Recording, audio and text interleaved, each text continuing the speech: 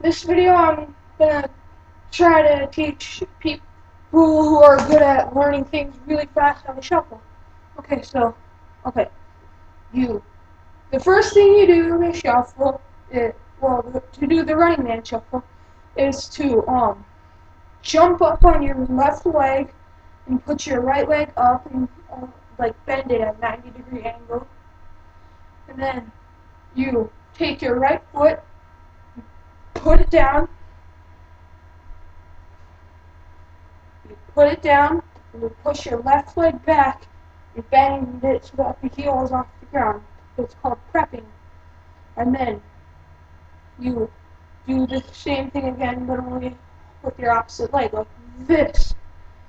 And then you put your left leg down and push your right leg back, but have the heel in there, like that. And then you repeat, like that.